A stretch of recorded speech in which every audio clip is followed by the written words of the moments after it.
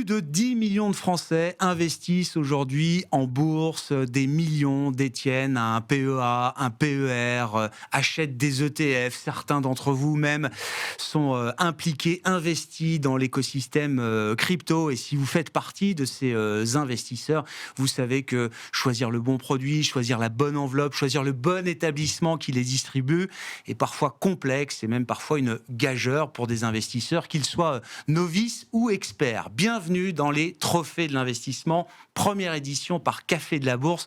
Nous sommes ravis d'accueillir cet événement sur l'antenne de Be Smart for Change et comme vous l'avez compris, nous allons parler investissement avec les équipes du Café de la Bourse et ses déclinaisons, le café du trading, le café du patrimoine, j'épargne en ligne pour vous apporter tout ce qui se fait de mieux dans l'écosystème investissement en France. À mes côtés, Louis Yang, le cofondateur du Café de la Bourse, Clémence Tanguy, responsable éditorial du Café de la Bourse et Marc Raffard, responsable éditorial du Café du Trading. Bonsoir à vous trois. Bonsoir. Merci beaucoup d'être avec nous et donc de porter cette première édition des Trophées de l'investissement par Café de la Bourse. On va dévoiler une dizaine de prix, des prix coup de cœur également qui viendront clôturer cette cérémonie. Louis, une cérémonie qui est, le reflet, la vitrine du savoir-faire historique des équipes du Café de la Bourse que tu représentes là aujourd'hui, Louis. Oui, tout à fait. En fait, ces trophées de l'investissement, c'est un peu la continuité de ce qu'on fait au quotidien depuis plus de 18 ans. En fait, chaque jour, on analyse, on compare, on décrypte des placements financiers, des solutions d'investissement, des enveloppes, des intermédiaires financiers, des plateformes, pour accompagner l'investisseur particulier afin qu'il puisse trouver les solutions en adéquation avec ses besoins. Et aujourd'hui, on a voulu tout synthétiser dans le cadre de ces trophées pour pouvoir permettre à l'investisseur de mieux s'y retrouver dans la densité de produits financiers qui se sont développés ces dernières années. Je pense par exemple aux produits historiques type PEA, assurance vie, compte titres qui ont eu de nouveaux entrants, qui ont disrupté ces placements. Et en même temps, il y a aussi de nouveaux placements financiers qui sont fortement développés, comme les ETF, les crypto-monnaies ou le PER. Donc tout ça fait que pour l'investisseur particulier, aujourd'hui, ça devient complexe d'identifier la meilleure solution. C'est un peu junglesque, on va le dire comme ça, Louis. Exactement. Ouais. Donc nous, on a voulu vraiment apporter notre pierre à l'édifice pour pouvoir proposer aux investisseurs particuliers 10 grandes catégories de produits d'investissement qui sont les plus utilisés par le particulier investisseur en France. Et ça, on veut vraiment le proposer, quel que soit le profil. Donc, que ce soit un investisseur actif, passif, débutant, expert, chacun doit pouvoir identifier les solutions qui vont lui permettre de mieux piloter ses placements et développer son patrimoine. Il y en aura pour tout le monde dans ces trophées de l'investissement, première édition par Café de la Bourse. Comment est-ce que vous avez défini les catégories? Comment est-ce que vous avez fait cette sélection? Il y aura généralement 2 lauréats par trophée, Clémence. Ce process, il a 18 ans d'expérience et il a été éprouvé depuis 18 ans. Tout à fait. Alors, notre idée, c'était vraiment de couvrir l'ensemble des solutions d'investissement qui sont proposées aujourd'hui aux investisseurs particuliers en France. Alors, pour investir, pour épargner, pour construire au fur et à mesure son patrimoine. Alors, on l'a dit, il y a 10 grandes catégories. Alors, ça va concerner d'abord les enveloppes. Il y a le PER, l'assurance vie, PEA, CTO. Et puis, aussi des solutions d'investissement qui sont devenues absolument incontournables ces dernières années. Alors, il y a les ETF, les SCPI, les cryptoactifs. On va aussi parler de trading. Eh oui. On va parler de banque en ligne, néobanque, de produits d'épargne sans risque. Donc, on essaie vraiment de couvrir un spectre très large d'investissement avec, on l'a dit à chaque fois, très souvent, 2 volets, experts, débutants, parce que un très bon produit ne sera pas forcément le même pour un profil expert et pour un profil débutant. Le bon produit, c'est celui qui vous convient. Exactement, c'est celui qui vous convient. Donc, l'objectif, c'est pas vraiment de dire quel est le meilleur produit en théorie comme ça, mais c'est vraiment de s'orienter, d'avoir vraiment un usage investisseur, un usage réel en fonction du profil d'investisseurs que l'on a. Il faut voir ces trophées de l'investissement comme un guide pratique, enfin, comme ceux que vous réalisez au quotidien depuis 18 ans. C'est exactement ça. C'est le prolongement de ce qu'on fait tous les jours chez Café de la Bourse. On compare, on analyse les offres, voilà, donc on fait des comparatifs, des fiches courtiers, etc. Donc pour ça, évidemment, on a retenu de très nombreux critères. Bien sûr. On a l'habitude de retenir sur de très nombreux acteurs. Alors, qu'est-ce qu'on regarde? Parce que finalement, c'est à peu près ça le nerf de la guerre. Alors, on va regarder d'abord les frais. La richesse de l'offre, la diversité des supports, l'ergonomie des plateformes, les fonctionnalités d'investissement. L'accessibilité, la simplicité d'utilisation, c'est quand même des choses qui sont aussi très importantes pour l'investisseur particulier. Et puis, la qualité des outils proposés, les outils pédagogiques, la qualité du service client. Et puis, en fin de compte, en fait, toute la compétitivité globale de l'offre en elle-même. Après, pour les produits patrimoniaux, assurance vie, PER, SCPI, etc., alors on a quelques critères en plus sur la solidité de l'assureur ou de la société de gestion, éventuellement les performances historiques quand ça s'y prête. Et puis la cohérence globale du produit pour l'investisseur particulier. Donc c'est vraiment ces critères-là qu'on a cherché à récompenser. Et puis on a toujours une approche pédagogique indépendante et vraiment orientée utilisateur. Notre but, c'est toujours en fait d'aider à mieux comprendre les produits financiers et à trouver la solution la plus adaptée à son profil d'investisseur. Bon, eh bien, après cette partie introductive, je crois qu'il est temps d'entrer dans le vif du sujet et de vous dévoiler les premiers lauréats de ces trophées de l'investissement par Café de la Bourse.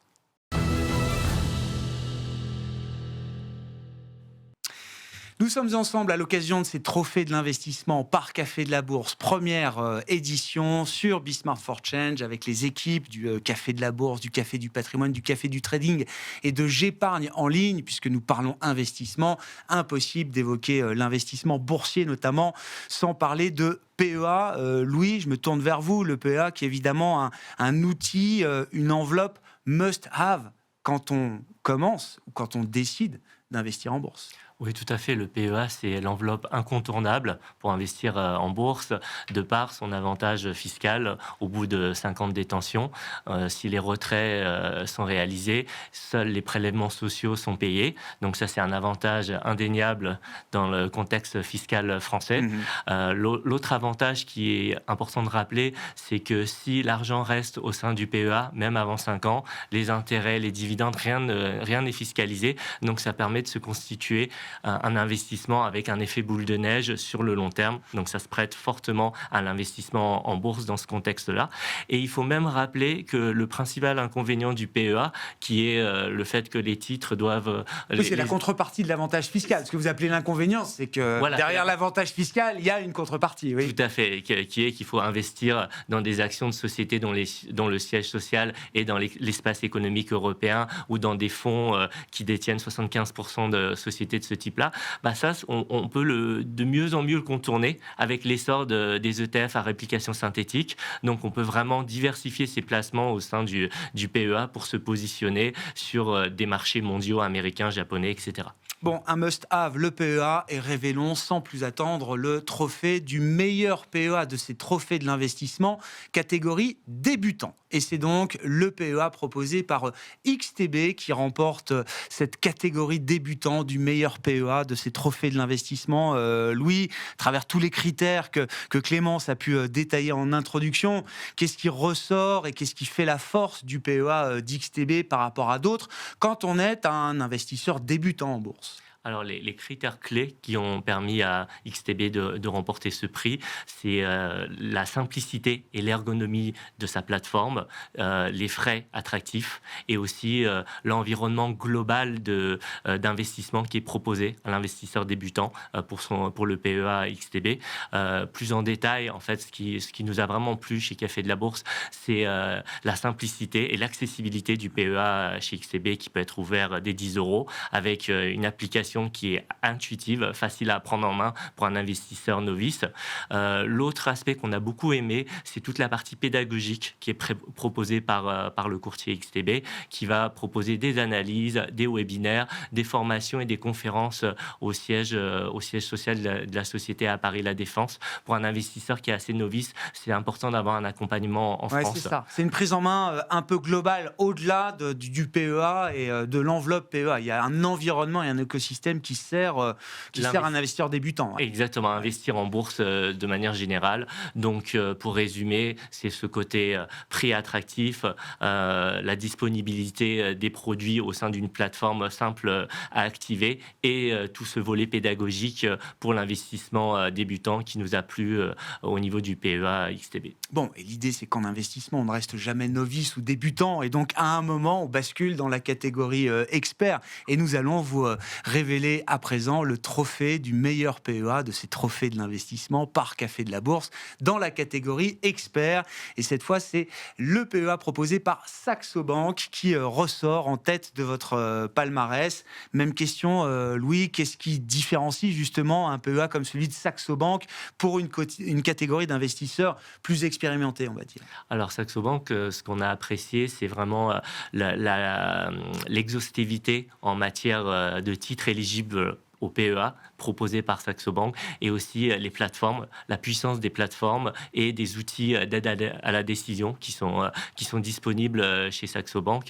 Donc nous, on a particulièrement aimé le fait qu'il y ait 2 applications mobiles et également 2 sites desktop qui s'adressent aux investisseurs et aux traders. L'ergonomie est différente entre un écran un peu large et l'écran mobile. Donc avec Saxo Bank, on a vraiment les deux, avec 2 applications différentes, investisseurs, traders, et aussi au sein de ces plateformes, du coup, c'est d'autres choses qui sont plus destinées aux experts. Je pense par exemple à des graphiques avancés, à des flux de cotation en direct, et aussi à une profondeur de carnet d'ordre qui est un peu intéressant pour un investisseur plus sophistiqué. Donc ça, on a apprécié, et on a aussi apprécié le fait qu'il y a une multitude d'ETF éligibles qui sont proposés, le tout avec vraiment une solution quasi professionnelle à des prix maîtrisés. Donc ça fait de Saxo Bank un PEA intéressant pour des profils plus autonomes qui ont envie de diversifier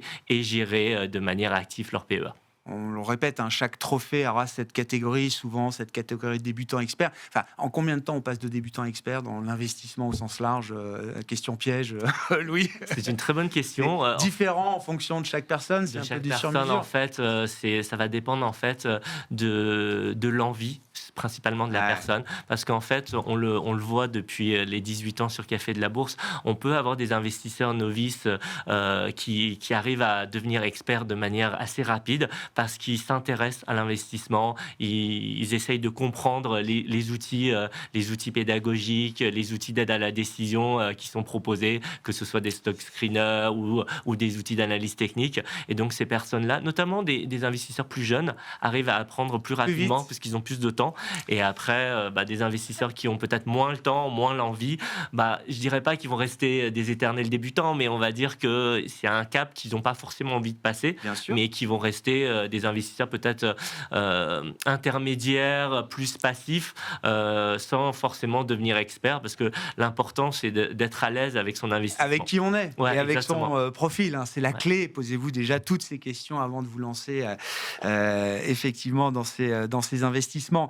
Félicitations donc, rappelons-le, aux 2 trophées de ces meilleurs PEA, XTB pour la catégorie débutant et Saxo Bank pour la catégorie expert.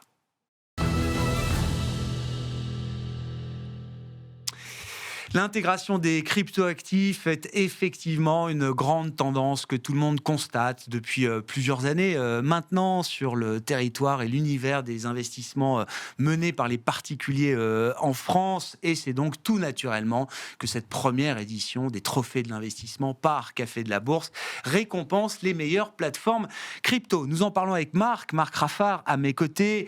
Alors on bascule effectivement dans une logique un peu différente. En tout cas, on sort des classes d'actifs actifs traditionnels. Mais ces plateformes crypto, elles se sont imposées dans l'univers d'investissement ou dans le paysage de l'investissement français en quelques années. Il n'y a plus de débat à ce sujet, Marc. Alors oui, clairement, c'est vrai qu'il y a encore quelques années, les cryptos, c'était un marché de niche. C'était surtout des passionnés qui s'y intéressaient, des passionnés de la technologie blockchain, des passionnés de l'informatique. On peut même le dire au tout début, peut-être des geeks qui s'intéressaient aux cryptos. Aujourd'hui, c'est plus du tout le cas. Aujourd'hui, les cryptos font partie intégrante de l'environnement des marchés financiers. Dans la plupart des cas, on va aujourd'hui retrouver dans les portefeuilles des investisseurs particuliers, aux côtés des actions, des ETF et des obligations, des cryptos sous différentes formes, mais elles font partie intégrante maintenant aujourd'hui des portefeuilles des particuliers, et pas seulement des particuliers, des institutionnels aussi. Ah bah bien sûr. Et en fait, en parallèle de cette démocratisation du marché des crypto-monnaies, on a vu une grosse évolution aussi des plateformes et des acteurs de la crypto-monnaie. Aujourd'hui, la plupart des acteurs de la crypto offrent des plateformes qui sont des environnements complexes, mais complets, qui permettent d'avoir à peu près tout accessible au même endroit. Ouais. Et justement, donc, dans les critères en fait, qu'on a utilisés pour sélectionner les meilleures plateformes crypto, on a utilisé bien sûr les frais, l'ergonomie de la plateforme, mais aussi la sécurité. C'est un point très important. Les questions de sécurité sont derrière nous. En tout cas, les problèmes de sécurité en série. Je ne dis pas qu'il n'y aura plus jamais de problème de sécurité, mais la série de problèmes qu'on a eu est quand même derrière nous. Vous dites, Marc, c'est une question. Ça reste une question. Ça reste une question. Mais en tout cas, ça a été un point central. Majeur. La réglementation aussi, qui est un point très important, de plus en plus important en 2026. Et en fait, finalement, on a aussi regardé un petit peu les façons dont les plateformes crypto répondaient aux problématiques de certaines catégories d'utilisateurs. Et donc, on en est arrivé effectivement à regarder ce qu'ils offrent aux débutants et aussi aux experts, ce qui nous a amené à avoir donc du coup 2 catégories pour les plateformes crypto. Pour les meilleures plateformes crypto. Sans plus attendre, nous allons découvrir ensemble le trophée de l'investissement de la meilleure plateforme crypto, catégorie débutant. Ce trophée revient à Bitpanda. Alors là, un nom, effectivement, je le disais, qui est connu aujourd'hui dans le paysage de l'investissement. Qu'est-ce qui caractérise Bitpanda, notamment quand on est un investisseur débutant en crypto, Marc ? Alors, Bitpanda, alors bien sûr, on a respecté la même méthodologie pour étudier et analyser tous les acteurs, donc comme je le disais, les frais, l'ergonomie de la plateforme, mais ce qui a vraiment permis à Bitpanda de se différencier des autres acteurs, c'est d'avoir accès à peu près à tout ce que l'univers des cryptos et de la blockchain permet d'offrir, on va dire 80% de ce que cette nouvelle technologie offre, au même endroit, utilisable de façon très simple, très ergonomique. Donc en fait, c'est vrai qu'il y a encore quelques années, si on voulait vraiment profiter de l'univers de la blockchain ou de l'univers des cryptos, on devait avoir une application pour acheter ses cryptos, un wallet, une application de stacking, etc. etc. Bitpanda a tout unifié et aujourd'hui un utilisateur, même débutant, et c'est pour ça justement qu'ils ont gagné ce trophée dans cette catégorie. C'est le one-stop shop, tout au même endroit. Exactement, c'est la porte d'entrée. C'est la porte d'entrée pour l'univers des cryptos. On va avoir bien sûr la possibilité d'acheter, de vendre ces cryptos, de les transférer, de les stacker si on veut. Pas toutes les cryptos, mais certaines peuvent être... On peut faire du stacking pour augmenter ses revenus, on peut faire du lending, on peut même avoir une carte bancaire pour dépenser ses cryptos au quotidien, si vraiment on a cette volonté de se débancariser. C'est ce que veulent certains crypto-puristes en sont là, bien sûr. Évangélistes, comme on les appelle. Voilà. Et en fait, Bitpanda permet même d'aller au-delà, puisqu'ils offrent aussi de l'effet de levier. Donc, quelqu'un qui veut après spéculer un petit peu sur les cryptos, il a accès à tout. Voilà, il a un portail complet avec à peu près... 80% de ce que les cryptos vont offrir, on le retrouvera chez Bitpanda. Voilà, donc pour la porte d'entrée, effectivement, quand vous êtes débutant avec Bitpanda qui remporte ce trophée de la meilleure plateforme crypto pour les novices. Venons-en naturellement au trophée de la meilleure plateforme crypto pour les investisseurs plus initiés et plus experts. Et donc, ce trophée revient cette fois à Binance. Alors là aussi, un nom qui parle à tout le monde, parce que là, c'est un géant du courtage crypto, Marc, un géant mondial. Un géant mondial. Et alors, c'est vrai que sur Binance, on est loin de l'ergonomie et de la simplicité d'utilisation en termes de plateforme. de ce qu'on pourra retrouver chez d'autres acteurs. Donc c'est vraiment une plateforme qui s'adresse aux experts. Ce qui nous a particulièrement marqué, et ce qui est le point central de l'offre de Binance, c'est comme vous l'aviez dit, c'est la plateforme qui permet... Enfin, c'est la plus grosse plateforme. Donc c'est la plateforme sur laquelle on retrouvera le plus d'échanges de crypto-monnaies. C'est celle qui génère le plus de volume et donc le plus de liquidité. Pour un expert qui veut aller plus loin, qui veut faire du trading de crypto-monnaie, la liquidité, c'est un point central. Ouais, Alors, sûr. sur tous les marchés, la liquidité est un point important. Ce qui permet d'avoir les meilleurs prix. Hein. Les meilleurs prix, les meilleures exécutions, les meilleurs spreads. Mais sur les cryptos, c'est encore plus important parce que les cryptos ne sont pas forcément des actifs. Alors, bien sûr, le Bitcoin, l'Ethereum sont aujourd'hui des actifs qui ont la liquidité comparable à des grandes capitalisations boursières. Mais d'autres cryptos, ce n'est pas toujours le cas. Et sur Binance, on va avoir cette profondeur de marché, cette liquidité qui est très importante. On va aussi avoir une profondeur dans l'offre. Parce que sur la plupart des plateformes crypto, on va avoir quelques dizaines de cryptos, quelques centaines tout au plus. Binance, c'est des milliers de cryptos. C'est pas la même échelle. C'est pas la même échelle. Ouais. Même les projets jeunes, même les projets de start-up, même les tokens, moins. Tout est référencé. Tout est référencé sur Binance. Et on va avoir en plus, au-delà de ça, donc la possibilité de trader au spot, la possibilité de traiter des contrats à terme, ou ce qu'ils appellent, eux, ils l'ont inventé, des contrats à terme perpétuels. Donc on a aussi le carnet d'ordre. On est dans une autre dimension. Bon, c'est l'hypermarché de la crypto. Et félicitations donc à Binance dans cette catégorie expert et à Bitpanda pour la catégorie débutant, tous les deux lauréats de ce trophée des meilleures plateformes crypto pour cette édition 2026 de ces trophées de l'investissement.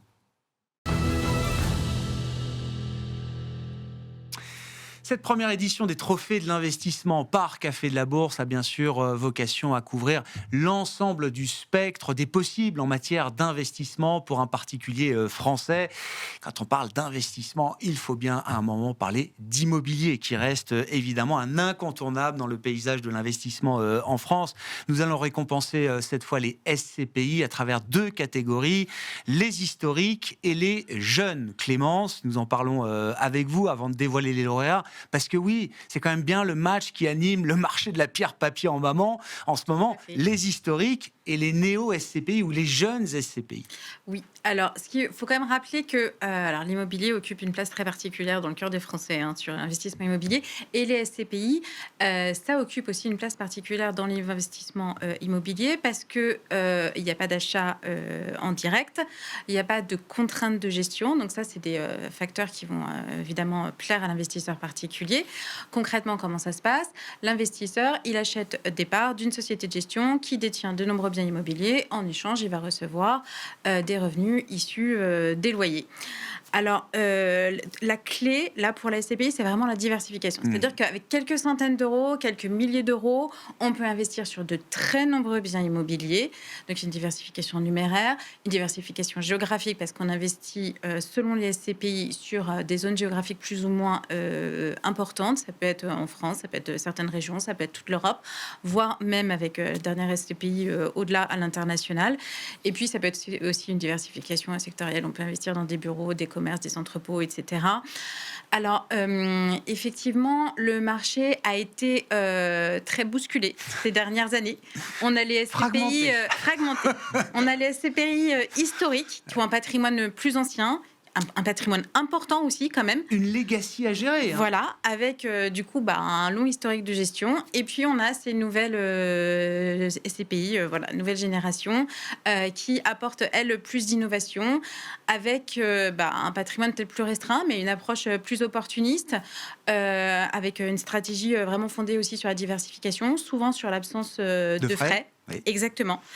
Alors, dans le contexte actuel, évidemment, on a voulu récompenser à la fois les jeunes, à la fois les anciennes, mais toujours en tenant compte des mêmes critères. Donc, ça va vraiment être la qualité du patrimoine immobilier, ça va être le rendement, ça va être la solidité. C'est pas deux classements séparés. Non, c'est pas deux classements séparés. Très clair. Toujours la diversification géographique et sectorielle, la solidité de la société de gestion derrière quand même, et puis évidemment les frais. Et puis la cohérence sur une stratégie de long terme quand même, parce que l'immobilier, on investit pour longtemps. Bon. honneur aux anciennes ou aux historiques. Voilà. Commençons par révéler le trophée de la meilleure SCPI dans la catégorie historique de ces trophées de l'investissement par Café de la Bourse. Et c'est un nom bien connu de ceux qui sont familiers de l'investissement immobilier de la pierre papier en France, puisque c'est Quorum Origine, la SCPI flagship de la maison Quorum, qu'on retrouve en tête de ce palmarès pour les historiques, bien sûr, Clémence. Exactement. Alors, c'est la première de Quorum, fondée en 2012. Et elle a vraiment réussi à construire, depuis 2012, une stratégie identifiable et différenciante. Elle s'est tournée vers l'Europe quand même assez tôt. Quand les autres SCPI continuaient d'investir sur les régions françaises, elle a su se tourner vers le marché européen. On peut aussi noter la recherche vraiment active d'opportunités, une diversification quand même très importante, et puis un rendement, un TRI élevé, qui est quand même à 6,94 de moyenne depuis 2012, donc net de frais, surperforme quand même le rendement des SCPI. Alors après, attention, parce que les performances passées ne préjugent pas des performances futures, mais on notera quand même que c'est un bon rendement et que surtout, elle arrive à le maintenir dans la régularité. Durée. Exactement. Regardez le rendement, et regardez la capacité à le servir de manière régulière. De marché, où ça va un petit peu moins bien, c'est quand même une SCPI qui arrive à dégager un bon rendement. Donc c'est vraiment pour ces fondamentaux-là qu'on a décidé de la distinguer. Qui se distingue dans la catégorie des jeunes SCPI, Trophée de l'investissement, première édition, qui est le lauréat, ou en tout cas la meilleure SCPI dans la catégorie jeune. Nous allons découvrir ça tout de suite. Et effectivement, là aussi, alors c'est un nouveau nom, mais dont on entend souvent parler, effectivement, qui se retrouve en tête des podiums de collecte, par exemple, la société Iroko avec sa SCPI Irokozen, donc qui se distingue comme la meilleure des néo-SCPI pour vous et vos critères, Clémence. Oui, et puis elle incarne en fait un peu ce que la SCPI nouvelle génération se fait de mieux. Alors effectivement, Iroko a quand même dans les premières supprimé les frais de souscription, donc c'est quand même ça aide. Ça aide, exactement. Non, mais à se faire connaître, oui. Ça aide à se faire connaître, oui, tout à fait. Non, mais après, ça aide aussi l'investisseur effectivement à rentrer dans ses frais beaucoup plus rapidement. On peut aussi noter un TRI assez important. Il y a un TRI cible de 7% par an. Alors la SCPI est récente. Elle a été fondée il y a quelques années, mais depuis sa fondation, elle a réussi quand même à atteindre 7% cible. Donc, c'est quand même quelque chose d'intéressant. Et puis, elle a quand même une stratégie dynamique, une position assez diversifiée sur toute l'Europe et un patrimoine du coup diversifié. Alors après, c'est une jeune SCPI.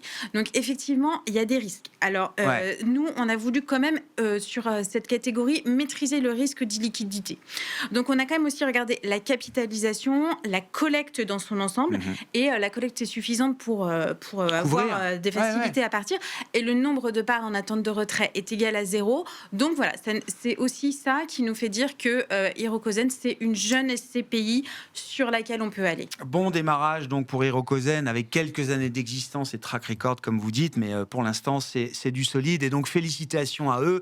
Irokozen chez Iroko pour le trophée de la meilleure SCPI jeune, et félicitations à Quorum Origine et sa maison Quorum pour le trophée de la meilleure SCPI historique dans cette première édition des trophées de l'investissement.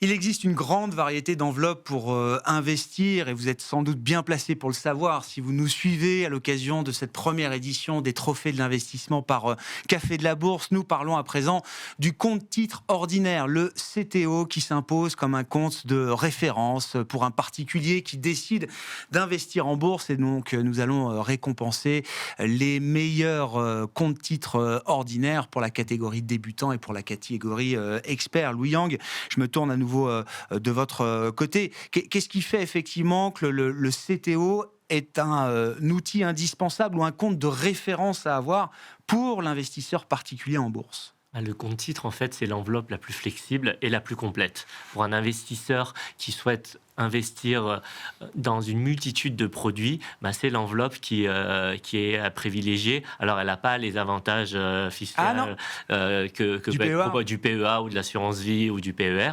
mais elle a cette flexibilité qui va vraiment permettre à l'investisseur de faire son marché, exactement. C'est le couteau suisse, le côté couteau suisse un peu.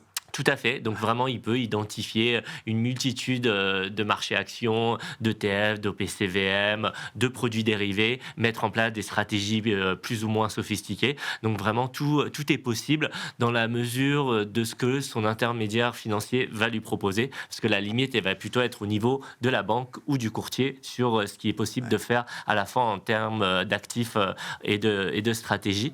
On va le voir dans un instant, mais c'est une offre qui a beaucoup évolué ces dernières années, Louis. Exactement, ça fait partie des produits qui ont été beaucoup disruptés dernièrement avec l'arrivée des néo-courtiers qui ont proposé des offres plus digitales, mobiles, avec des frais plus faibles. Donc il y a eu de nombreuses innovations de ce côté-là.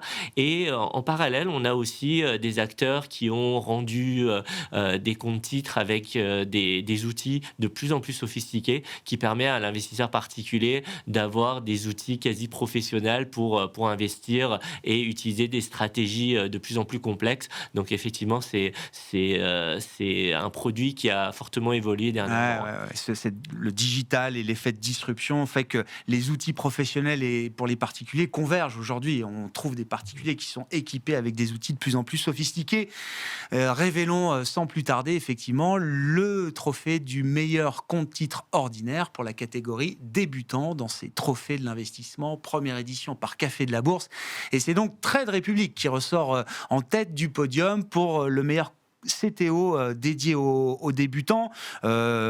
Là aussi, qu'est-ce qui caractérise cette enveloppe chez Trade Republic et pourquoi est-ce qu'elle vous semble bien adaptée à un investisseur qui débuterait, Louis ? Alors, les critères clés qui nous ont fait choisir Trade Republic, c'est l'ergonomie de l'application mobile qui est vraiment simple d'utilisation. C'est des frais attractifs et c'est également la possibilité d'avoir accès à une plateforme qui innove de manière constante. Donc, un petit peu plus en détail sur ce qu'on a apprécié chez Trade Republic, c'est par exemple la possibilité de mettre en place des plans d'investissement couplés à des actions fractionnées. On peut mettre en place des plans d'investissement à récurrence hebdomadaire, mensuelle, trimestrielle, avec des fractions d'actions, ce qui permet en fait de diversifier un portefeuille, même avec un petit capital, et d'aller chercher en fait un univers d'investissement actions et ETF assez large, tout en investissant de manière régulière et disciplinée. Donc ça, on a particulièrement aimé. Après, on a apprécié évidemment l'ergonomie de la plateforme, de l'application mobile qui est très simple d'utilisation, intuitive pour un investisseur débutant qui peut vraiment démarrer en bourse de manière assez simple et suivre ses investissements. Et couplé avec des frais très attractifs, ça fait c'est la bonne formule pour se retrouver en tête du podium dans cette catégorie. Exactement. Et puis ce côté aussi un peu innovation où la palette de produits disponibles continue de s'élargir. Je pense au private equity, aux obligations. Enfin, il y a vraiment une constante amélioration qui est proposée et c'est en ça qu'on a apprécié le compte titre de Trade Republic pour ces trophées. Ouais, et pour cette catégorie débutant, même si je pense qu'on peut être expert et avoir aussi un compte titre chez Trade Republic, c'est pas antinomique, mais il y a peut-être mieux quand on est un investisseur déjà sophistiqué sur le plan boursier. On peut peut-être trouver certaines limitations à cette plateforme justement simple d'accès où on n'aura peut-être pas tous les outils qu'on souhaite. Donc, on va tout de suite découvrir effectivement quel courtier est peut-être le mieux placé aujourd'hui pour proposer un compte titre ordinaire adapté aux experts. Nous révélons donc le trophée de la meilleure du meilleur CTO, catégorie expert, qui est remporté par IG pour cette première édition des trophées de l'investissement par Café de la Bourse. Justement, Louis, qu'est-ce qui distingue l'offre d'IG en la matière par rapport à celle de Trade Republic qu'on vient d'écrire ? Les deux arrivent en tête du podium, mais dans des catégories et pour des profils d'investisseurs peut-être différents. Oui, tout à fait. En fait, IG, ce qu'on a apprécié, c'est la possibilité d'avoir des plateformes performantes, notamment sur desktop, qui vont pouvoir permettre à l'investisseur plus expert d'avoir tous les outils pour investir de manière efficiente et diversifier son portefeuille. C'est aussi l'accès à une multitude de produits produits dérivés qui va permettre d'affiner des stratégies peut-être plus sophistiquées. Et l'autre critère clé, qui est pour le coup le même que pour Trade Republic, c'est l'attractivité en termes de frais.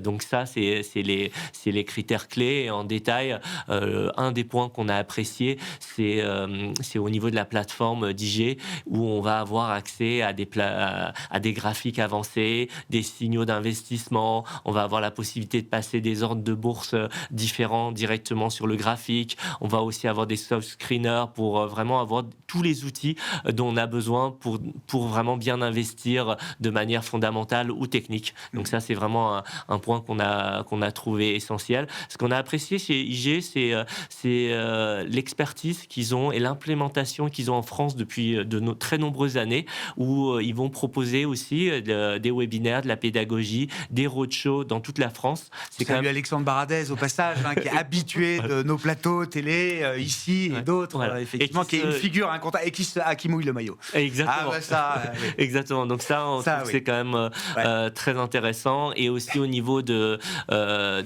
l'attractivité de l'offre, au-delà des frais, ce qui est très intéressant, c'est la rémunération des capitaux investis et non investis qui est proposée par IG, ce qui permet vraiment d'avoir un capital qui ne dort pas. Qui ne dort jamais. Mais bien sûr, félicitations à IG donc pour le trophée du meilleur compte et titre ordinaire catégorie expert, et félicitations à Trade Republic pour sa première place dans la catégorie débutant.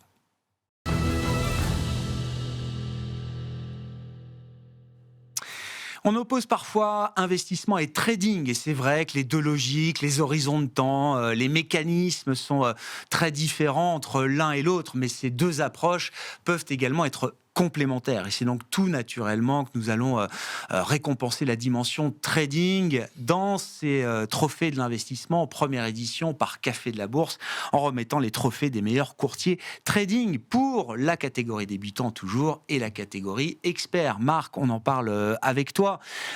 Quels sont les critères clés justement qui caractérisent une plateforme de trading? Le courtage trading, c'est pas la même chose qu'une plateforme d'investissement au sens large, j'imagine. Alors, c'est vrai que quand on parle de trading, on change un petit peu d'univers. Alors, on change d'univers, oui et non, parce que ça reste des actions, ça reste des indices, ça reste des cryptos, donc c'est les mêmes marchés, mais c'est les objectifs derrière qui ne sont plus les mêmes. Et effectivement, un trader, lui, va aller chercher des critères qui ne sont pas du tout les mêmes pour les plateformes. Donc, il va chercher la bonne exécution et la rapidité d'exécution des ordres. Les tarifs sont vraiment très importants parce qu'on va passer de très nombreux ordres. Donc, il faut absolument que les tarifs soient vraiment les meilleurs.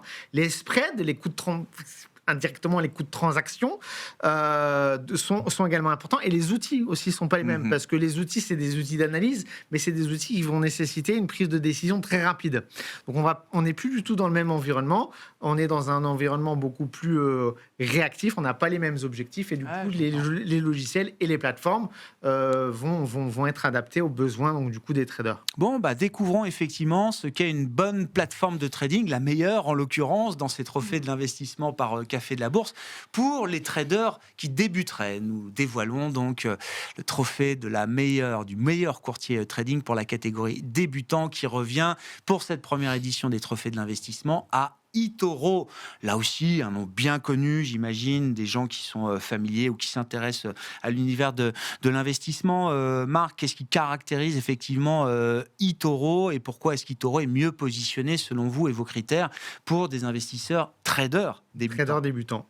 Alors, en effet, en plus, sur la catégorie trading, le gap, il est peut-être encore plus important entre un débutant et un expert. Et c'est vrai que eToro, depuis 2007, ils sont arrivés avec cette mission de démocratiser le trading et de le rendre accessible. Le trading, il y a encore quelques années, c'était quand même quelque chose qui était réservé aux experts, aux professionnels. eToro, ils sont arrivés avec une approche complètement différente. Alors déjà, avec une interface très simple d'utilisation, très intuitive. Il n'y a pas besoin de passer des heures à étudier comment fonctionne la plateforme pour réussir à placer ses premiers ordres. Donc ça, c'est déjà un point très important. Ensuite, ils sont arrivés avec une innovation, le copy trading. Alors, le copy trading, c'est un excellent moyen quand on débute, parce que bien évidemment, le trading, c'est quelque chose de difficile, c'est quelque chose de complexe. Il faut prendre le temps de se former. On peut le faire sur Café du Trading, d'ailleurs. Et l'idée d'aller voir ce que font les meilleurs, suivre et répliquer éventuellement les transactions sur son compte que font les meilleurs traders, c'est une excellente initiative. C'est un bon apprentissage. C'est un bon moyen de commencer. Alors, je ne dis pas que ça suffit. D'ailleurs, eToro, ils ont aussi leur eToro Academy, qui a aussi contribué à ce qu'ils gagnent aujourd'hui ce trophée catégorie débutant. Parce que, voilà, en gros, ils ont l'aspect apprentissage, académie, et cet aspect copy trading, qui, selon nous, est un bon moyen pour démarrer sans perdre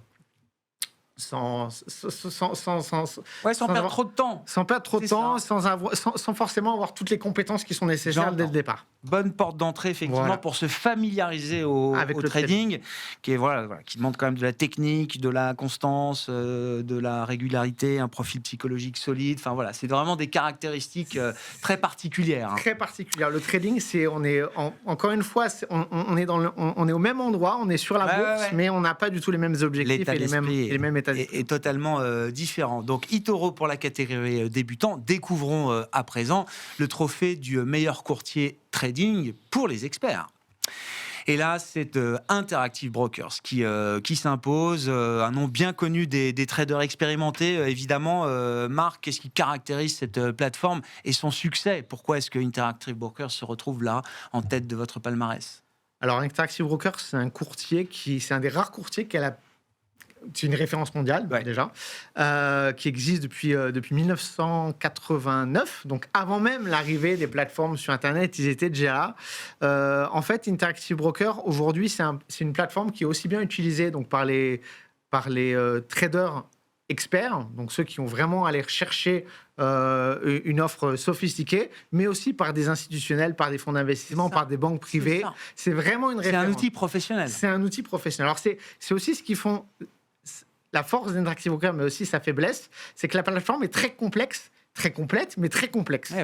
Donc, en fait, on va retrouver absolument tout ce qu'on peut avoir sur les ETF, les actions, les fonds, les futurs, les options. On a absolument tout ce dont on a besoin sur Interactive Broker. On a le carnet d'ordre, on a une multitude types d'ordres qui existent, des ordres intelligents, le Smart Routing Order qu'ils ont développé, qui permet d'aller chercher sur différentes places boursières pour une seule action la meilleure liquidité. Wow. Donc ça, c'est vraiment des outils très, très sophistiqués, très pointus.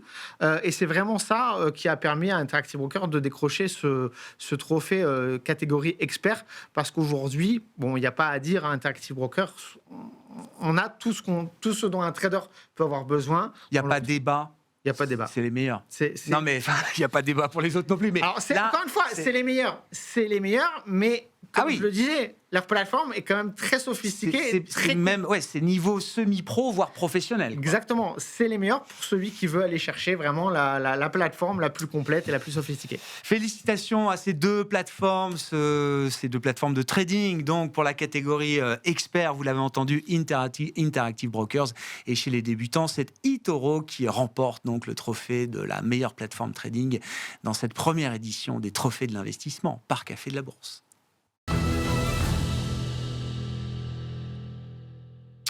Quelles sont les meilleures banques pour placer son argent? C'est une chose, mais pour investir, c'en est une autre. Et c'est l'objet de cette nouvelle séquence des trophées de l'investissement par Café de la Bourse, première édition et édition 2026.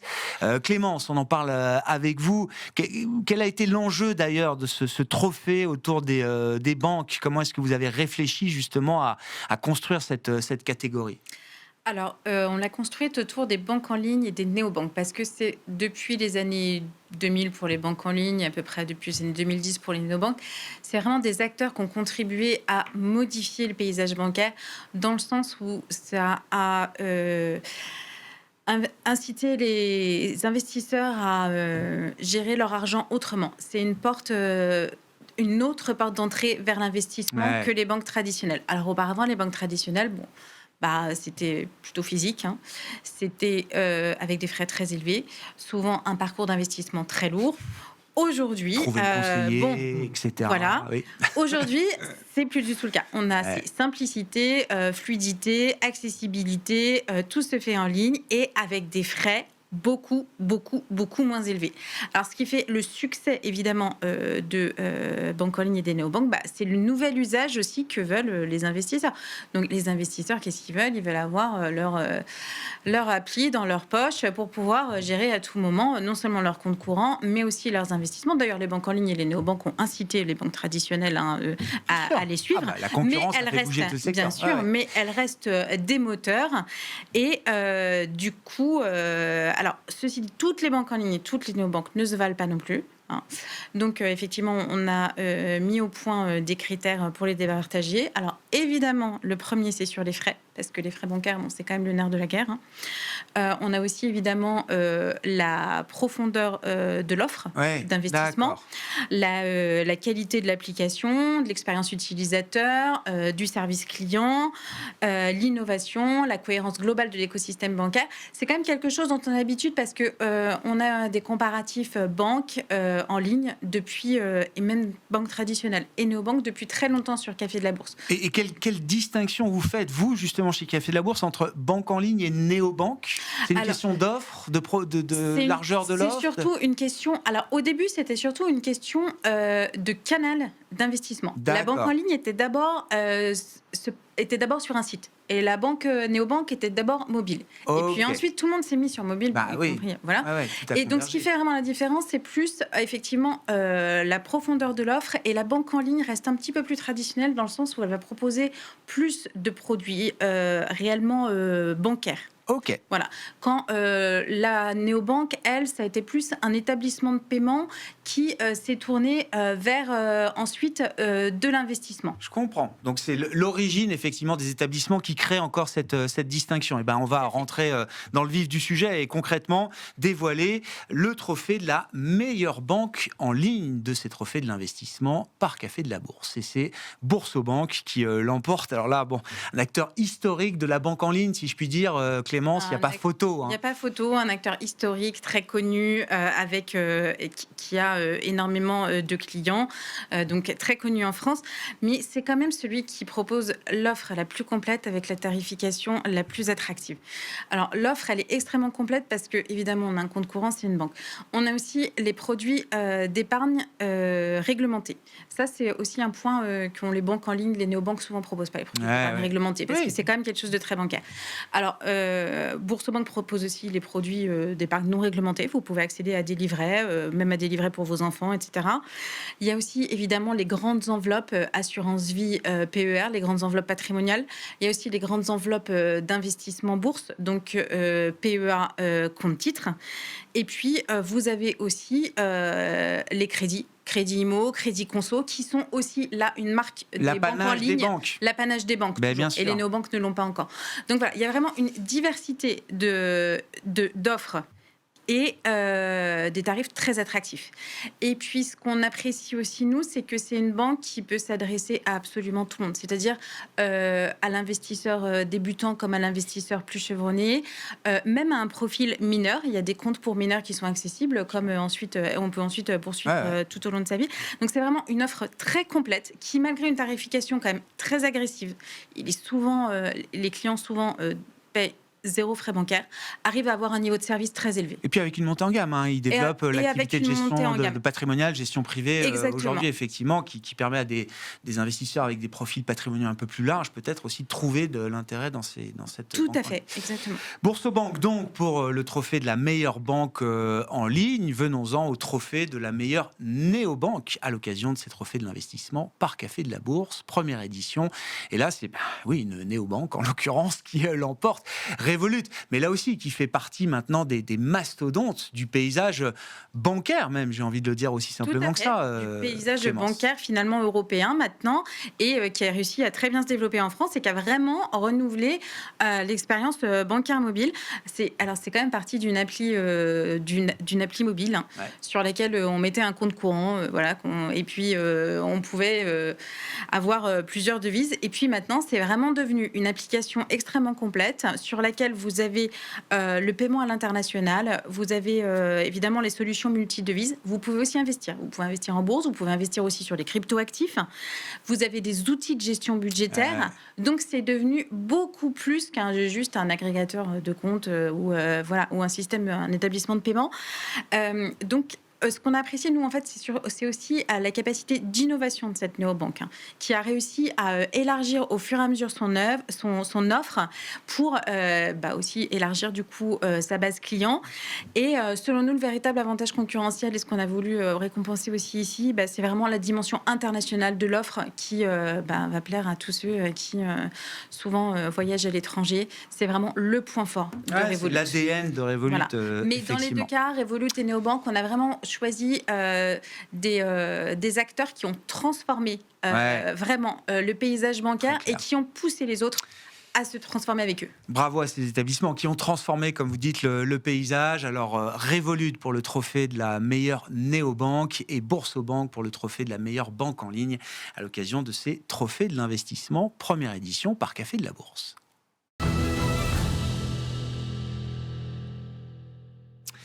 Vous nous suivez à l'occasion de cette première édition des Trophées de l'investissement par Café de la Bourse. Nous sommes ravis de vous accueillir et d'être ensemble là sur Be Smart for Change pour dévoiler toute une série de trophées. Impossible de parler investissement sans parler assurance vie, qui est un vaste sujet et qui, contrairement aux autres trophées, mérite au moins 3 lauréats, Clémence. Oui, parce que l'assurance vie, pour le coup, c'est vraiment l'enveloppe incontournable. On l'a dit du PEA, on peut le dire du compte-titre pour l'investissement boursier, mais l'assurance vie, c'est plus que ça encore. Et je reprends l'expression de couteau suisse, mais c'est vraiment l'enveloppe qui permet de réaliser beaucoup de choses, beaucoup de projets en matière d'investissement. Oui, c'est un placement qui est extrêmement polyvalent, qui est très apprécié des Français, qui permet vraiment d'investir sur le long terme et qui permet de valoriser un capital dans la durée, qui permet de financer ses futurs projets, de générer des compléments de revenus éventuellement pour la retraite, de préparer aussi sa succession. Et puis, c'est un placement très, très flexible. Alors, on a le fameux fonds euro sécurisé, on y reviendra. Et puis, il y a aussi les supports en unité de compte. Alors, plus risqué aussi, plus rémunérateur. Les meilleurs acteurs proposent une très grosse variété de supports en unité de compte sur plein de classes d'actifs différentes. Donc, on a les actions, on a les ETF sur actions, obligataires, voire même commodities. Il y a les OPCVM, bien sûr. Il y a des supports immobiliers avec les SCI, les SCPI, les OPCI. Il y a même des fonds de private equity. Ce qui fait qu'on peut vraiment définir une allocation très fine pour énormément de profils différents. Et c'est vraiment ce que les Français recherchent. Et puis, il y a aussi évidemment les avantages fiscaux de l'assurance vie avec les abattements sur les gains au-delà de 8 ans, la taxation à 24,7 au lieu de 30% de PFU si on ne dépasse pas trop l'encours. Et puis, les avantages fiscaux pour la succession. Ce qui fait que vraiment, non seulement c'est un couteau suisse, mais c'est vraiment, je dirais, la pierre angulaire de l'investissement patrimonial en France. Ça permet de poursuivre plusieurs objectifs. Exactement. On peut, voilà. Et sur une même assurance vie, on peut poursuivre aussi plusieurs objectifs. Alors, toutes les assurances vie ne se valent pas. Alors, évidemment, quelle a été la méthodologie retenue pour ces trophées? Alors, évidemment, il y a les frais. Ça, c'est très important parce que la performance nette sur le long terme, les frais comptent énormément pour ça, évidemment. Alors, il y a aussi, évidemment, la qualité du fonds euro, la richesse de l'offre, notamment sur les UC, la solidité de l'assureur, bon, évidemment, ça, c'est... voilà. L'ergonomie de la plateforme et la simplicité de souscription et de suivi, éventuellement aussi les outils pédagogiques et puis la cohérence globale de l'offre en fonction du profil. Bon, on va récompenser spécifiquement le fonds euro, mais d'abord, là aussi, le meilleur contrat catégorie débutant et le meilleur contrat catégorie expert. Révélons le trophée du meilleur contrat assurance vie catégorie débutant à l'occasion de cette première édition des trophées de l'investissement par Café de la Bourse. Et c'est Yomoni Vie, le contrat proposé par Yomoni, là aussi un acteur récent, ils sont là depuis quelques années quand même, mais un nouvel acteur digital, effectivement, dans l'univers de l'investissement et de l'assurance vie. Qu'est-ce qui caractérise le contrat Yomoni Vie pour le retrouver dans cette catégorie débutant? Un contrat qui permet de commencer très simplement sans avoir à gérer soi-même son allocation. Alors il faut savoir comment on va répartir ces fonds entre fonds euros et UC, quels UC choisir, etc. Si vous savez faire ça, c'est que vous n'êtes déjà pas débutant. Exactement. Donc, ça peut être un peu intimidant. Et effectivement, Yomoney permet de faire ça de manière très simple, avec un parcours de souscription extrêmement fluide et une expérience utilisateur qui est vraiment très, très simple. Et puis aussi des outils pédagogiques. Il y a tout un questionnaire vraiment très bien fait pour vous permettre d'identifier quel est votre profil de risque, pour vous aider à identifier quel va être votre horizon d'investissement. Si besoin, un conseiller est là pour vous accompagner sur cette partie. Et donc, c'est vraiment une souscription qui est très accompagnée. Mmh. Et puis, bien sûr, évidemment, on a regardé les performances de la gestion pilotée et on a un historique de performance qui commence quand même maintenant, parce qu'effectivement, c'est un acteur digital relativement jeune, mais qui commence à être conséquent. Ils font partie des premiers. Donc, ça fait quand même plus de 10 ans que cette assurance vie existe et ils ont un historique de performance qui est très attractif et puis qui est aussi assez régulier, en fait. Alors que sur 10 ans, le marché, il a été aussi en denti. Et voilà. Alors, du coup, c'est pour ces deux éléments principaux. Et puis, il y a aussi quand même beaucoup de choix sur le contrat, sur le profil de gestion. Vous avez 10 profils différents pour essayer de coller au mieux. Ensuite, vous pouvez aussi choisir gestion ETF classique ou gestion multi-actif. Donc, ça laisse réellement du choix. Ce qu'on apprécie aussi, évidemment, c'est ce qu'on a dit tout à l'heure, c'est les frais maîtrisés, parce que c'est ça qui va jouer sur la performance nette. Et le recours à des ETF va permettre vraiment à Yomoney de garder les frais. Exactement. Oui, bien sûr. Et l'accompagnement à la souscription, effectivement, qui en fait pour vous le meilleur contrat d'assurance vie, Yomoney Vie, pour la catégorie débutant. Venons-en à la catégorie expert. Et dévoilons le trophée du meilleur contrat d'assurance vie pour des investisseurs un peu plus éduqués ou sophistiqués.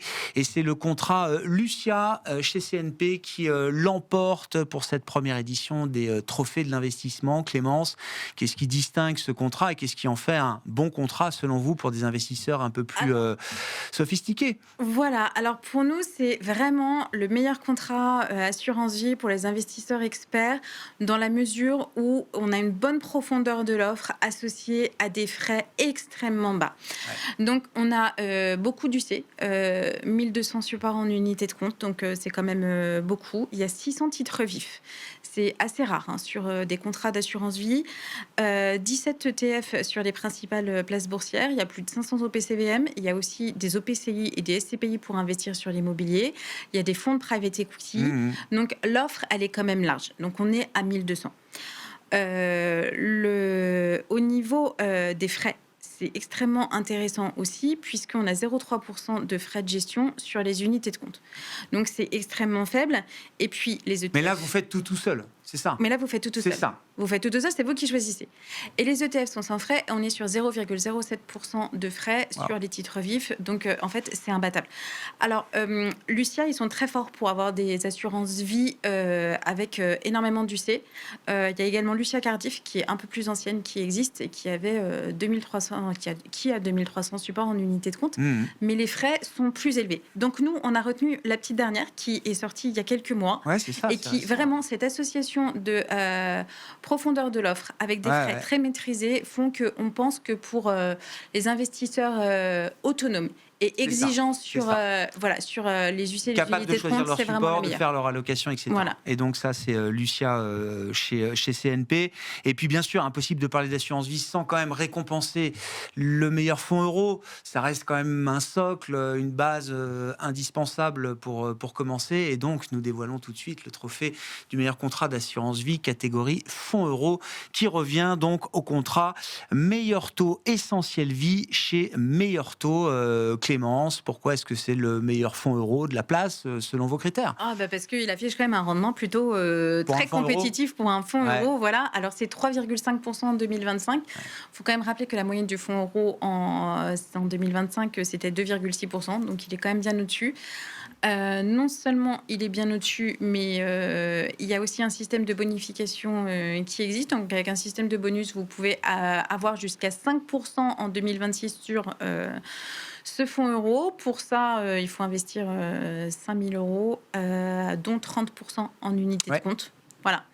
Mais donc, il faut prendre un petit peu de risque. Mais c'est un choix aussi, c'est un parti pris. On a choisi de récompenser aussi une assurance vie, même pour la catégorie fonds euros, qui propose aussi une bonne qualité globale des unités de compte, parce qu'on pense que ça permet quand même de dynamiser la poche. Il n'y a pas beaucoup de frais. Les frais sont très corrects. Et puis, c'est un contrat, en fait, pour commencer à poser les bases d'une épargne sans risque, qui est aussi très accessible. Donc, c'est 300 € le ticket d'entrée, donc c'est quand même pas beaucoup. Et puis, bon, évidemment, il faut pouvoir mettre 5 000 € pour pouvoir bénéficier ensuite du bonus, mais ça reste quand même un contrat très accessible. Et puis, très simple à souscrire. Meilleur taux, ils ont une plateforme très facile à prendre en main, simple pour un débutant. Meilleur taux assurance vie, donc félicitations à eux pour le trophée du meilleur contrat d'assurance vie catégorie fonds euros. Félicitations à Lucia CNP pour la catégorie du meilleur contrat d'assurance vie expert. Et félicitations à nouveau à Yomonivi. Voilà, j'oubliais Yomonivi qui lui revient chercher ce trophée du meilleur contrat d'assurance vie pour débutants.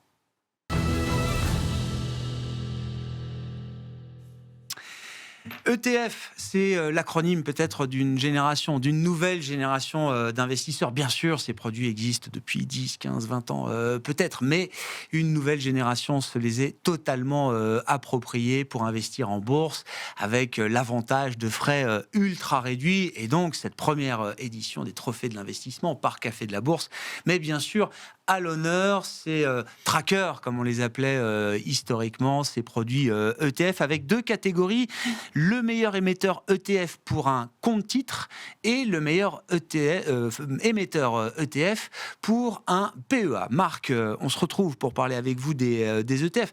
Oui, qui est une vraie révolution quand même, notamment peut-être depuis le Covid. C'est peut-être là qu'on a vu l'explosion en France de l'adoption des ETF auprès d'une nouvelle génération de particuliers.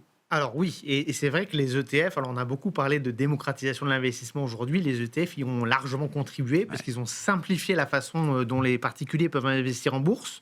C'est vrai qu'il y a encore 10-15 ans, on devait soit faire du stock picking, c'est-à-dire aller choisir soi-même ses actions, ce qui pouvait effrayer un certain nombre d'investisseurs. On avait aussi les OPCVM, mais qui étaient moins accessibles, plus onéreux. Aujourd'hui, on a les ETF donc qui allient la simplicité et la diversification. Donc les ETF se sont très largement développés auprès des investisseurs particuliers.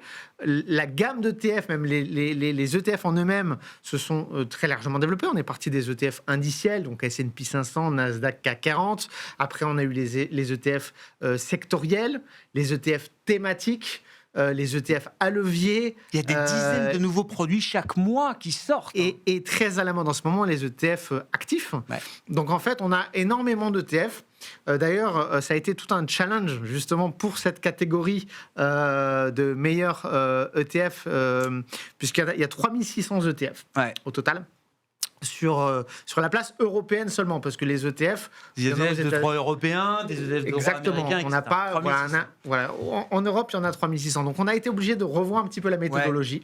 En se focalisant sur l'émetteur, c'est ça Alors non, justement, on a récompensé l'émetteur, mais on s'est focalisé sur les ETF. Donc, en fait, on a appliqué nos critères de sélection, donc les frais, la liquidité, les encours, la diversification, la performance, bien sûr, qui est très importante. Et on est arrivé à obtenir un meilleur ETF. Ah, vous avez screené les 3600 ETF. On a screené les 3600 ETF et on a obtenu un meilleur ETF dans chaque catégorie. Mais on a estimé que ce n'était pas suffisant. Parce que la performance, c'est très important, mais dans un portefeuille, ce n'est pas suffisant. Donc, on a rajouté dans chaque catégorie 2 autres ETF. Un qui va être beaucoup plus diversifié et un qui va offrir de la stabilité pour avoir en fait 3 ETF qui permettent d'avoir à peu près ce qu'on... Ouais, l'ensemble de la gamme, enfin l'ensemble des équilibres qu'on a envie d'avoir dans un portefeuille, dans une allocation. Notre idée, c'était de récompenser l'émetteur qui offre, on va dire, ce dont on aurait besoin d'avoir dans notre portefeuille en termes de performance, de diversité et de stabilité. Bon, et ben on va voir ça concrètement. Marc, avec la première catégorie pour ce trophée du meilleur émetteur ETF, celui du meilleur ETF pour un compte titre. Et donc, le vainqueur, c'est iShares, et donc c'est bien l'émetteur d'ETF, iShares, filiale de BlackRock, s'il faut le rappeler, leader incontesté et loin devant, plusieurs fois devant les concurrents dans cet univers de la gestion passive et des ETF. Pourquoi est-ce qu'iShares est leader mondial et qu'est-ce qu'il fait ressortir en tête de la catégorie à travers les ETF d'iShares que vous avez pu sélectionner justement, Marc? Alors en fait, comme je le disais, on est parti de 3600 ETF. On a vraiment filtré, on a cherché les ETF qui avaient le plus d'encours, on a les ETF qui avaient le plus d'ancienneté aussi. Parce que, comme vous le disiez, il y a beaucoup d'ETF qui sont créés, mais aussi beaucoup d'ETF qui disparaissent. L'idée, c'est d'avoir un ETF qui est là en place depuis longtemps. Et en fait, après tous les filtres qu'on a appliqués, on a obtenu, on a trouvé l'iShares MSCI Global Semiconductor, donc qui est un ETF sur les semi-conducteurs et sur l'intelligence artificielle, qui sort pas nécessairement la meilleure performance là cette année, parce qu'évidemment c'est très à la mode cette année, mais non, il sort une très bonne performance sur les 3 et 5 dernières années. Donc en fait, on a vraiment, c'est vraiment cet ETF qui a été le cœur de notre décision d'attribuer le prix du meilleur émetteur d'ETF à iShares. Mais ensuite, on en a deux autres. Donc, comme je vous l'ai dit, il y a le iShares. Excusez-moi pour mon accent anglais, prononciation, mais on en est tous là, Marc, avec des noms à rallonge qui n'en finissent plus. Il va falloir trouver Il faut hacker ce système de noms d'ETF. Donc le iShares Edge MSCI Emerging Market Value Factor. Mais en même temps, il y a tout. C'est l'avantage de ces noms, c'est qu'une fois qu'on a traduit ou qu'on s'est familiarisé avec le jargon anglophone, il y a tout dans le nom, quoi. En fait. C'est ça. Et en fait, cet ETF, donc, il permet d'investir sur les marchés émergents. Alors très souvent, quand on investit avec le BF Value, c'est ça. Exactement. Et très souvent, quand on investit, et c'est ça qui est intéressant justement, parce que quand on investit sur les marchés émergents, on est souvent sur des facteurs de croissance.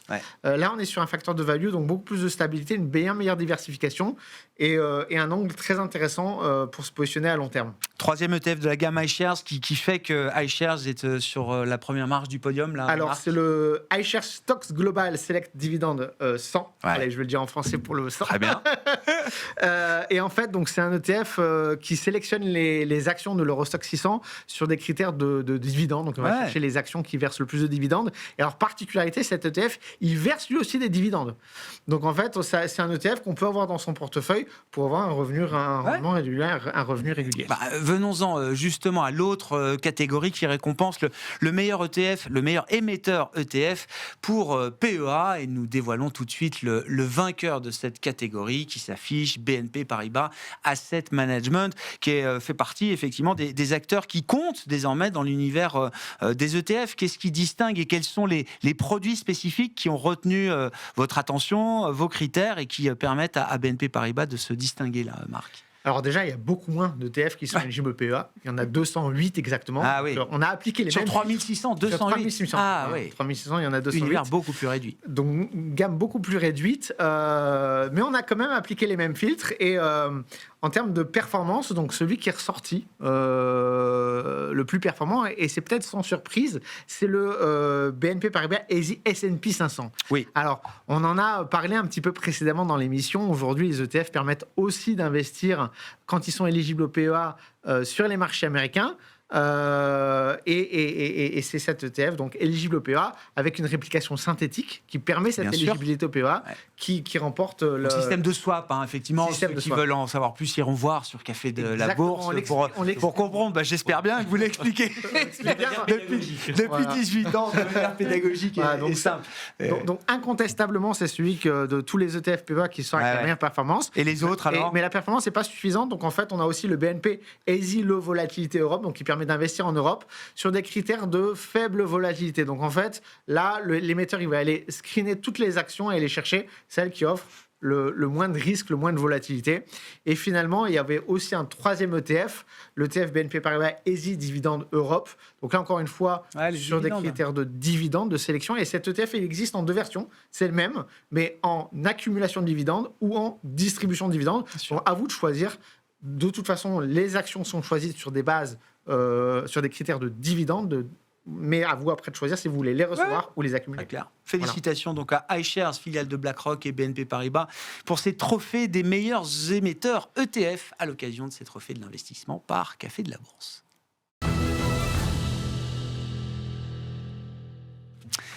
Qui veut bien préparer sa retraite a tout intérêt sans doute à ouvrir sans tarder un PER, un plan épargne retraite. Et nous parlons de cette dimension, de cette enveloppe avec Louis, le cofondateur du Café de la Bourse, je le rappelle, pour cette première édition des Trophées de l'investissement par Café de la Bourse.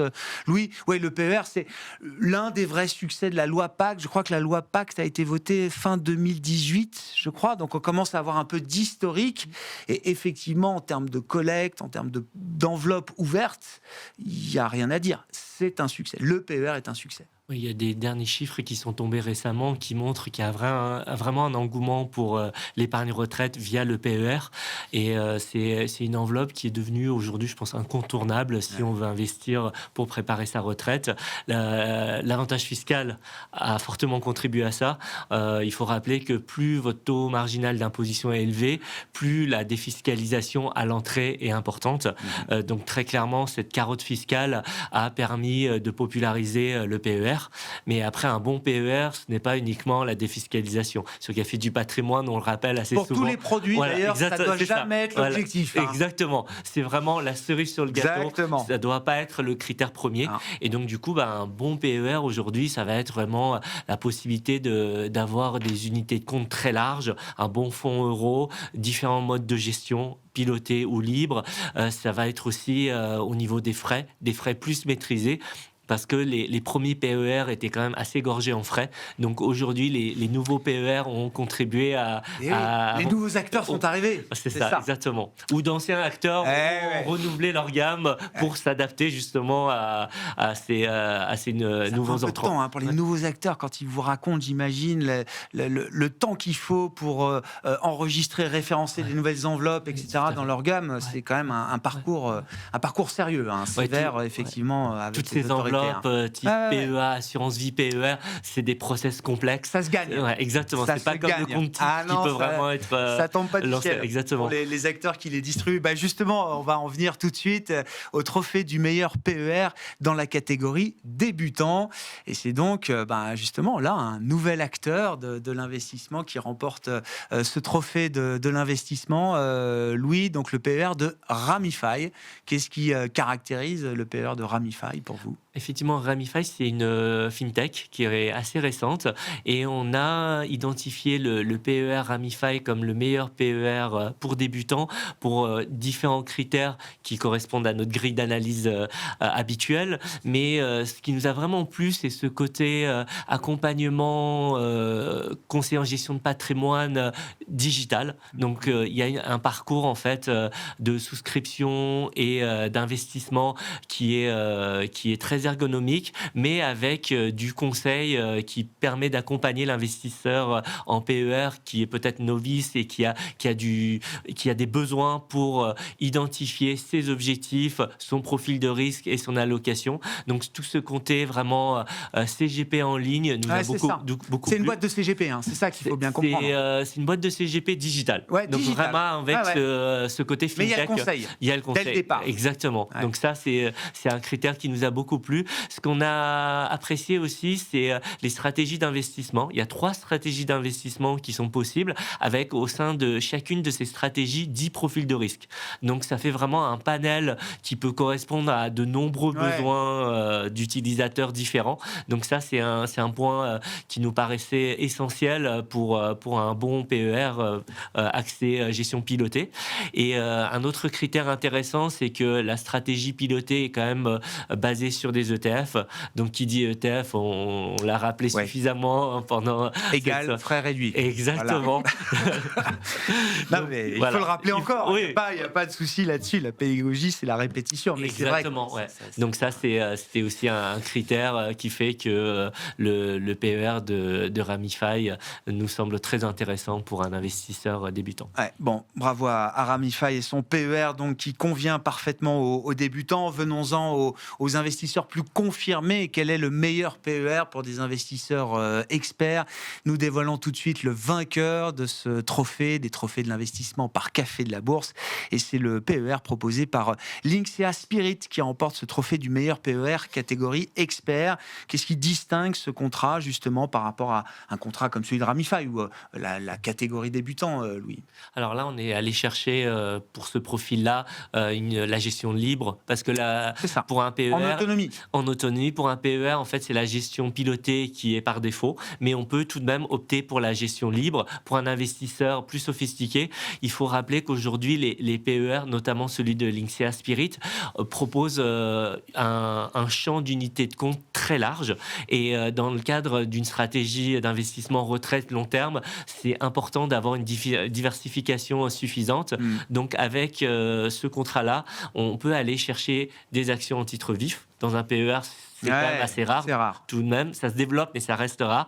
Beaucoup d'ETF, des SCPI, du private equity, c'est vraiment un ensemble très large d'unités de compte disponibles. Donc ça, c'était un critère qui nous a fortement intéressés. L'autre aspect intéressant, c'est justement les différentes gestions qui sont possibles, et notamment la possibilité d'avoir une gestion mixte. C'est-à-dire qu'au sein du PER de Linksea Spirit, on peut avoir une gestion mixte, on peut avoir une poche. Une partie libre et une partie pilotée. Exactement. En sachant que le contrat propose aussi plusieurs stratégies de gestion pilotée adaptées à des profils différents de risques. Et à côté de ça, on peut faire son shopping en unité de compte lorsque on a vraiment envie de mettre. Ce genre de formule, ça permet effectivement de garder des frais très bas pour le contrat. En plus, le contrat assez bas en tout cas. Le contrat reste très bas en termes de frais. Donc c'était le troisième critère essentiel qui nous a fait distinguer ce PER. Donc vraiment ce côté unité de compte large, de la gestion mixte, pilotée, libre,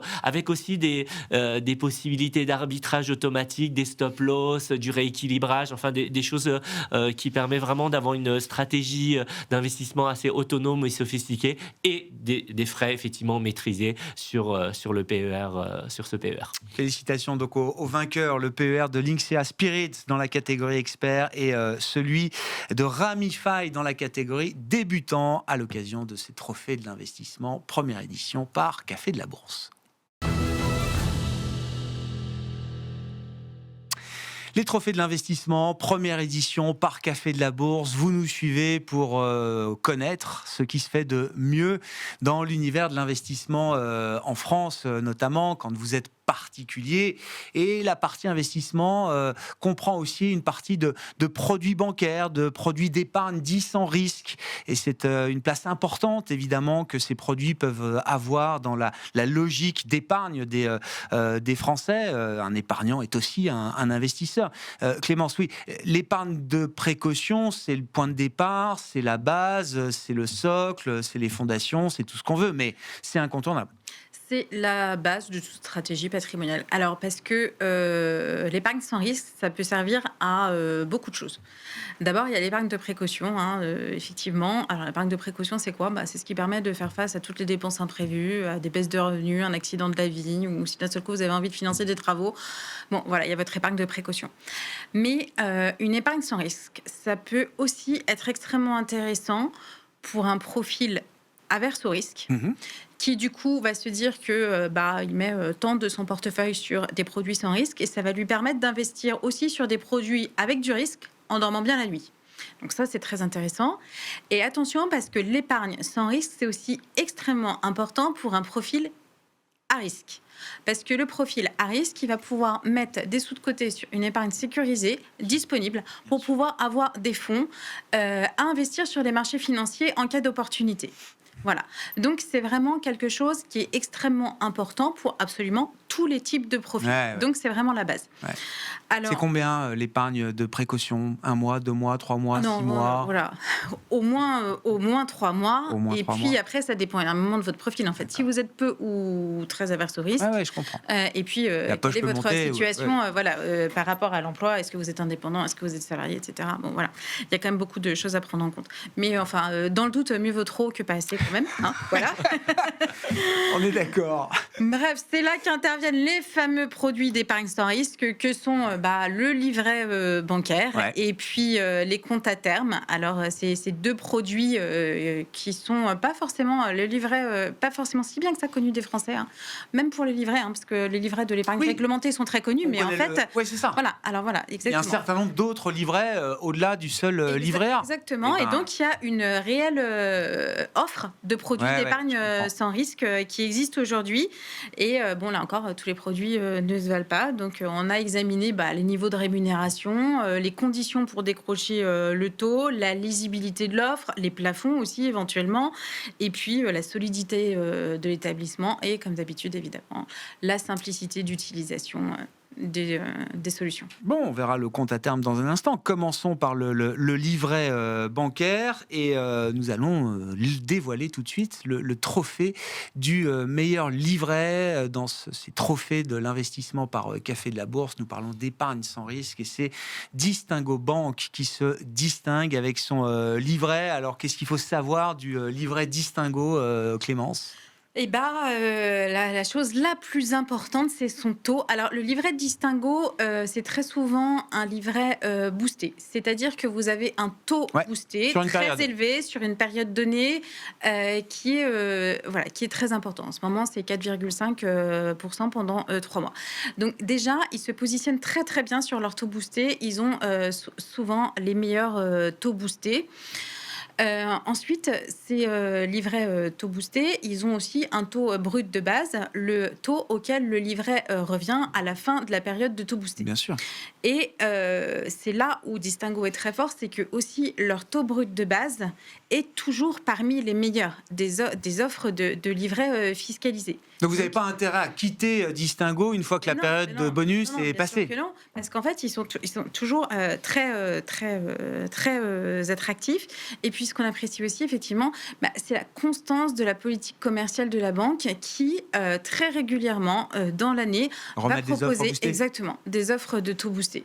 Donc, c'est vraiment avant tout un taux très attractif. Ouais. Alors, après, il y a aussi la facilité d'utilisation, etc. Mais c'est un taux très attractif. Et à tel point que, d'ailleurs, c'est un livret fiscalisé, c'est par l'épargne réglementée, donc les gains sont taxés à 31,4% et puis à 30% depuis le 1er janvier. Mais malgré ça, sur la première année de détention, l'offre, par exemple, en ce moment, elle permet d'avoir un taux net de fiscalité plus élevé que le livret A ou le LDDS. Okay. Donc, ça peut même, avant les livrets réglementés, les livrets fiscalisés, on se disait, quand le livret A est plein, on peut aller dessus. Non, ça vaut même le coup maintenant d'aller dessus tout de suite, en fait. Ouais. Bon, donc Distingo pour son livret et ses offres boostées. L'autre catégorie de ces trophées de l'investissement pour les produits d'épargne sans risque, c'est celle des comptes à terme. Et nous dévoilons tout de suite, selon les critères de Café de la Bourse, le meilleur compte à terme, c'est celui de Klarna. Alors là, fintech total, Klarna. Oui, fintech suédoise, qui est plutôt connue pour le Buy Now, Pay Later. Mais en fait, ils ont aussi une offre de compte à terme assez développée. Pourquoi on l'a récompensé ? Parce que c'est vraiment un bon équilibre entre les rendements proposés, la lisibilité de l'offre et puis l'accessibilité. Ils ont une plateforme très très bien faite. Le parcours de souscription est très bien fait. Et il y a quand même une attente très importante aujourd'hui des épargnants sur des offres qui permettent de savoir combien on va rémunérer leurs produits sans exposition au marché financier, avec un taux quand même attractif. Et Klarna propose un taux attractif sur de très nombreuses durées d'investissement. Donc sur le CAT 1 an, mais aussi 2 ans, 3 ans, 4 ans, 5 ans, il figure systématiquement parmi les meilleures offres. Donc ce qu'on a voulu récompenser, c'est aussi le fait que c'est vraiment toute la gamme. Sur l'ensemble de la gamme, sur l'ensemble de leur gamme de CAT, D'accord. ils sont quand même très compétitifs. Félicitations à eux. Donc Klarna pour les meilleurs comptes à terme et Distingo Banque pour le meilleur livret dans cette catégorie des produits d'épargne sans risque à l'occasion de cette première édition des trophées de l'investissement par Café de la Bourse.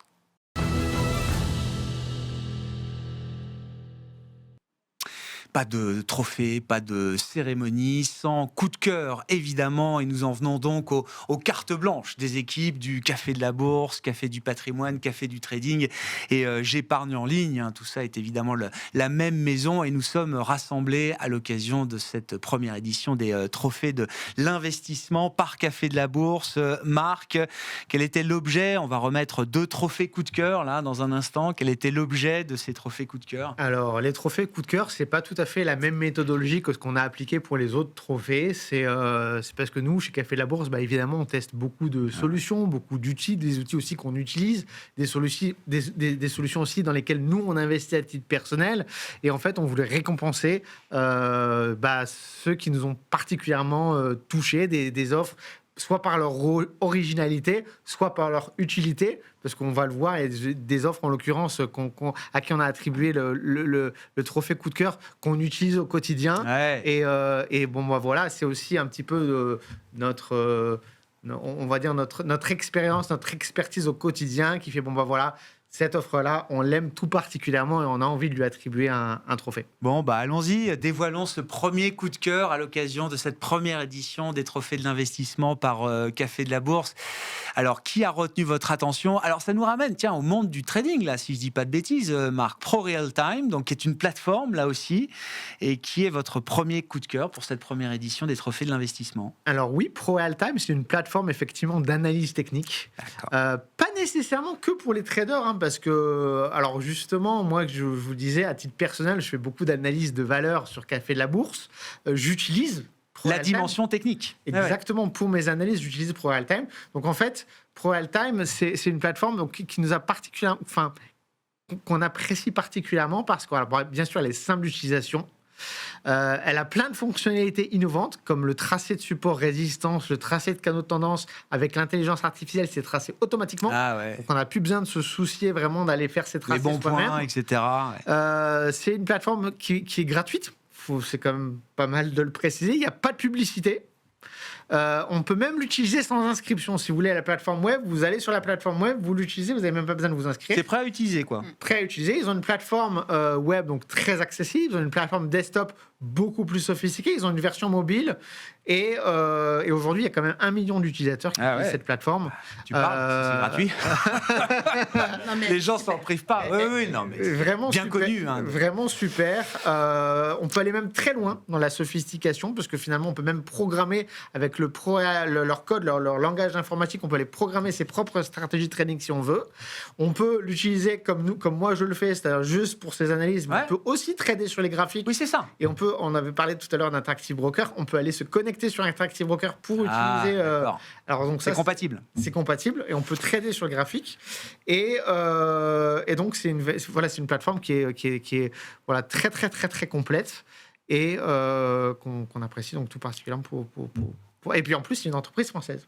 Coup de cœur des équipes pour toutes ces raisons, pour ProRealTime, donc qui est le premier coup de cœur de ces trophées de l'investissement par Café de la Bourse. Quel est le second coup de cœur qui va venir conclure cette cérémonie, Marc? Alors, on a beaucoup parlé aujourd'hui de bourse, d'ETF, d'assurance vie. Là, on est dans un autre registre. On est dans l'investissement, dans le financement participatif, dans le financement de l'économie réelle. Et donc, c'est l'ITA qui permet finalement de financer des entreprises, des PME, des petites startups. C'est du crowdfunding, on peut le dire comme ça? Alors, c'est pas vraiment du crowdfunding, parce que derrière, c'est soit de l'obligataire, donc c'est des émissions obligataires, soit du capital risque. D'accord. Donc, c'est pas vraiment du crowdfunding, c'est beaucoup plus structuré que ça quand même d'un point de vue réglementaire. Mais pour vous donner des exemples, il n'y a pas longtemps, il y avait un marché couvert qui était voué à disparaître et finalement tous les petits commerçants, les poissonniers, les maraîchers, etc. ont fait une levée de fonds sur l'ITA pour financer. Et on a sauvé le marché couvert. Et on a sauvé le marché couvert. Donc c'est ce genre d'initiatives qui sont possibles sur l'ITA. Donc on va parler évidemment d'enjeux sociaux, environnementaux, territoriaux, de transition énergétique, d'économie circulaire, et tout ça finalement c'est une dimension aussi qui est à notre sens aussi importante, et l'ITA permet à travers leur plateforme d'aller investir par 300 € dans différents projets locaux et sociaux. Bravo à Lita, bravo à ProRealTime, les deux coups de cœur des équipes de Café de la Bourse. Oui, Marc. Je rajoute quand même un truc important, c'est qu'on parle donc de transition énergétique, mais c'est pas du mécénat, c'est-à-dire que les rendements sont aussi assez intéressants. Non, c'est de l'investissement. Les obligations, en général, c'est entre 8 et 9%. C'est pas de la philanthropie, on a bien compris. Entre 8 et 9% les rendements sur les obligations, c'est quand même aussi assez intéressant. Ça s'appelle quand même les trophées de l'investissement. Voilà. Rendement intéressant, mais rappelons aussi le risque associé toujours. à ce type sur de des projets très locaux, etc. Exactement. Bon, si vous êtes le commerçant à côté du marché couvert, vous avez un insight particulier par rapport au projet et à sa viabilité potentielle. Félicitations en tout cas à Lita, à ProRealTime. Félicitations à tous les lauréats de cette première édition des trophées de l'investissement par Café de la Bourse. Et félicitations à vous trois également, à Louis, Clémence et Marc, pour avoir mis sur pied cette première édition des trophées de la Bourse et être venu le partager sur l'antenne de Bismart for Change. On retrouve l'émission sur notre antenne, mais on va retrouver l'émission et toutes les séquences sur l'ensemble de vos réseaux. Je le rappelle, Café de la Bourse, Café du Patrimoine, Café du Trading et J'épargne en ligne. Merci à vous trois et merci à toutes celles et ceux qui nous ont suivis aujourd'hui.